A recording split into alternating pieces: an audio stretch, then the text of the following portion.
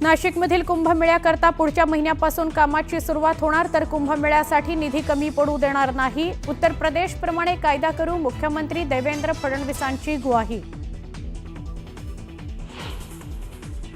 त्र्यंबकेश्वरच्या विकासाचा 1100 कोटींचा आराखडा तयार. विकास आराखड्यावर 2 टप्प्यात काम पूर्ण होणार.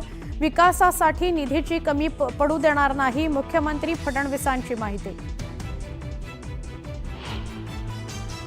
आता 6व्या टप्प्यात आलंय, थोडी वाट बघा. ग्रामविकास मंत्री जयकुमार गोरेंचा सूचक इशारा. माजी खासदार भास्करराव खतगावकर राष्ट्रवादी काँग्रेसच्या वाटेवर. आज अजित पवारांच्या उपस्थितीत राष्ट्रवादी काँग्रेसमध्ये प्रवेश करणार. नांदेडच्या नरसीत पार पडणार पक्षप्रवेश सोहळा. मनसेच्या मुंबई शहराध्यक्षपदी संदीप देशपांडेंची निवड. राज ठाकरेंची घोषणा. अमित ठाकरे घेणार शाखा अध्यक्षांच्या कामाचा आढावा.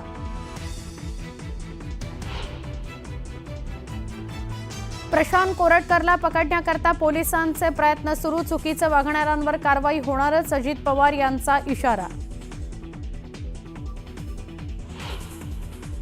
आयपीएलमध्ये आज मुंबई इंडियन्ससमोर चेन्नई सुपर किंग्सचं आव्हान. चेन्नईच्या एम.ए. चिदंबरम स्टेडियमवर रंगणार सामना. कोण मारतं बाजी, क्रिकेटप्रेमींचं लक्ष.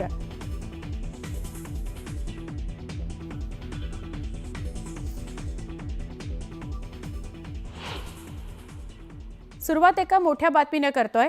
मनसेचे अध्यक्ष राज ठाकरे यांनी आगामी महापालिका निवडणुकांच्या पार्श्वभूमीवर पक्ष संघटनेला बळकटी देण्याकरता नव्या पदाधिकाऱ्यांची निवड केली आहे. पक्षाच्या मुंबई शहराध्यक्षपदाची जबाबदारी संदीप देशपांडे यांच्यावर देण्यात आली आहे. तसंच मनसेचे नेते बाळा नांदगावकर यांच्यावर गट अध्यक्षांच्या कामाचा, अमित ठाकरे यांच्यावर मनसेच्या शाखा अध्यक्षांच्या कामाचा आढावा घेण्याची जबाबदारी दिली गेली आहे. राज ठाकरेंच्या उपस्थितीत मुंबईत पार पडलेल्या बैठकीत हा निर्णय घेण्यात आला.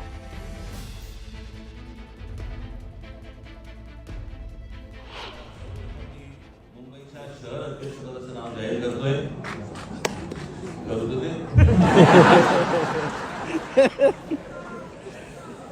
मुंबईच्या शहर अध्यक्षपदी श्री संदीप देशपांडे.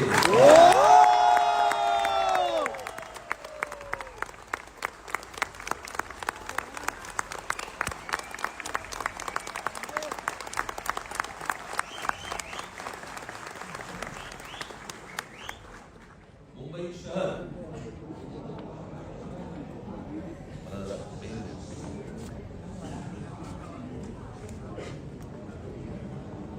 त्याच्यामुळे मी आज पहिल्यांदा सर्वप्रथम मी मुंबईच्या शहर अध्यक्षपदाचं नाव जाहीर करतो. आता 25 मिनिटं 50 बातम्या बुलेटिनकडे वळूया. राज्यात उन्हाचा कडाका वाढू लागलाय. ऐन मार्च महिन्यात राज्यातील अनेक भागात भीषण पाणी टंचाई आहे. छत्रपती संभाजीनगरच्या पैठण तालुक्यातील डोणगाव तांबे या गावातील महिलांचा पाण्याकरता पायपीट सुरू आहे. कडेवर लहान लहान लेकरं घेऊन या महिलांना पाण्याकरता वणवण करावी लागते. वय वाढलेल्या मुलांना पाणी प्रश्नामुळे कुणी मुली द्यायला मागत नाही. काय आहे गावची परिस्थिती बघूयात. पैठण तालुक्यात भीषण पाणी टंचाई.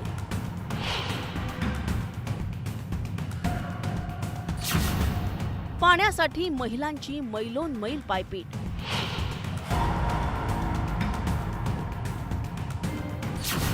पाण्याअभावी मुलांची लग्न रखडली. लग्न झाल्यानंतर दुसरी सांगायची आमची मुलगी 2-2 किलोमीटर पाण्यासाठी जाईन विहिरीवर, त्याच्यामुळे मुली देत नाही. ग्रामस्थांचा लोकप्रतिनिधींवर संताप. त्यांना आमची काळजी नाही आहे. मतदानासाठी सारं गाव जमा जात होतो, पण आमची पाण्याची लाईटीची सोय कोण नाही करत.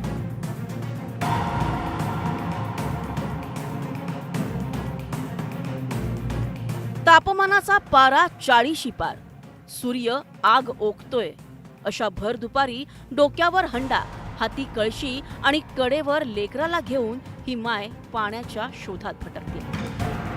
ऐन मार्च महिन्यात निर्माण झालेल्या पाणी टंचाईनं तिच्या तोंडचं पाणी पळालंय.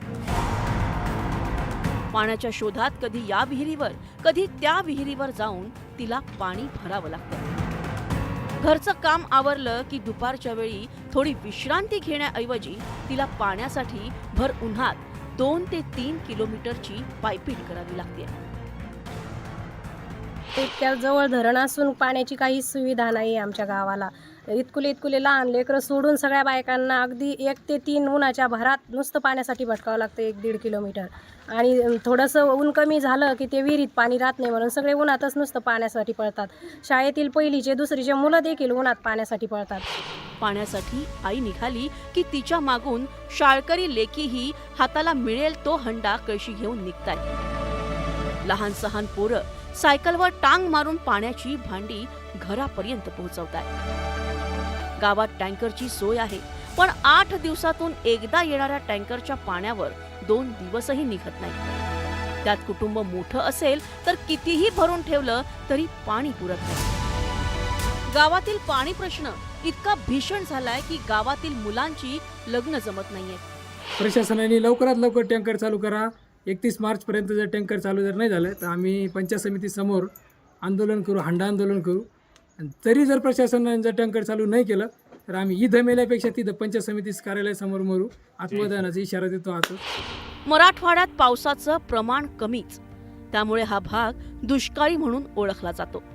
मात्र नाथसागर धरणामुळे अनेक तालुक्यांची तहान भागते. डोणगाव तांबे पाड्यावर मात्र धरण उशाला अन कोरड घशाला असाच प्रकार आहे. उन्हाळा आता कुठे सुरू झालाय, अजून 2-2.5 महिने काढायचे. त्यामुळे लवकरात लवकर पाण्याचा प्रश्न सोडवावा, अन्यथा आत्मदहन करण्यात येईल असा इशारा इथल्या ग्रामस्थांनी दिलाय.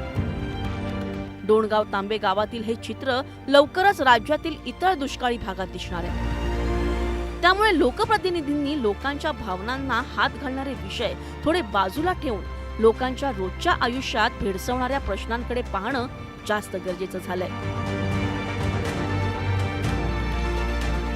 या लोकप्रतिनिधींना आणि प्रशासनाला एवढी गाढ झोप का, असा प्रश्न नागरिक विचारतायत. आणि स्वाभाविक त्यांच्या ह्या संतप्त प्रतिक्रिया त्यांच्या त्रासातून समोर येत आहेत. त्यामुळे कुठेतरी आता प्रशासन असेल किंवा लोकप्रतिनिधी असेल यांनी हा विषय गांभीर्याने घेणं गरजेचं आहे. अविनाश कानडजे, न्यूज 18 लोकमत, छत्रपती संभाजीनगर.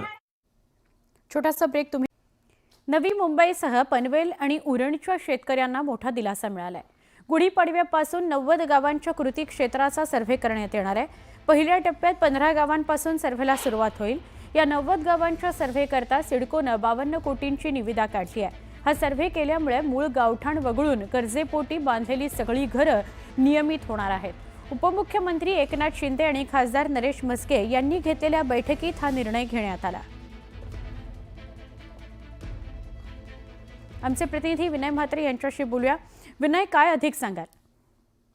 सुवर्ण, नवी मुंबईतल्या ही जी 90 गावं आहेत त्या 90 गावांमधल्या नागरिकांसाठी ही खूपच आनंदाची बातमी आहे. कारण गेले अनेक वर्षांपासून ह्याच निर्णयासाठी ते वाट बघत होते आणि आज खऱ्या अर्थाने हा निर्णय राज्य सरकारकडून घेण्यात आलेला आहे आणि सर्व्हे हा सुरू होणार आहे. कारण जे मूळ गावठाण आहेत 90 गावांमधल्या, त्या मूळ गावठाणाच्या व्यतिरिक्त इतर भागामध्ये किंवा इतर जमिनीमध्ये जो त्यांनी गरजेपोटी जी घरं बांधली होती त्या घरांची नोंदणी आता अधिकृतरित्या सिडकोच्या माध्यमातून केली जाणार आहे. त्यामुळे तब्बल आपण बघितले गेलं तर लाखो घरं जी अशी होती की जी प्रकल्पग्रस्तांची घरं आहेत. प्रकल्पग्रस्तांच्या बरोबर इतर बाधित जी लोक आहेत त्यांची देखील तिथे घरं आहेत.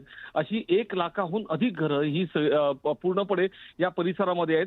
आणि उरण, पनवेल, नवी मुंबई ह्या सगळ्या क्षेत्रातल्या 90 गावांचा आता हा सर्व्हे सुरू होणार आहे. उपमुख्यमंत्री एकनाथ शिंदे आणि खासदार नरेश म्हस्के या दोघांनी याबाबतची बैठक एक सिडकोमध्ये घेतली होती आणि त्या बैठकीनंतर सिडकोनी तब्बल 52 कोटी रुपयाची निविदा काढली होती. आणि या संपूर्ण 90 गावांचा सर्व्हे आता गुढीपाडव्याच्या दिवसापासून सुरुवात होतोय. आणि त्यानंतर या सर्व्हे नंतर या मूळ गावठाणांपासून 12.5% पर्यंतच्या ज्या जमिनी आहेत, जी बॉर्डर आहे, त्या बॉर्डर पर्यंत ही गावं जी आहे ती जागा प्रकल्पग्रस्तांना दिली जाणार आहे. त्यामुळे त्या जागेवरती असलेली घरं ही त्यांची नियमित होणार. त्यामुळे त्यांच्यासाठी हा सगळ्यात महत्त्वाचा निर्णय आहे. खरंय. धन्यवाद, आपण सविस्तर बोललात त्याबद्दल.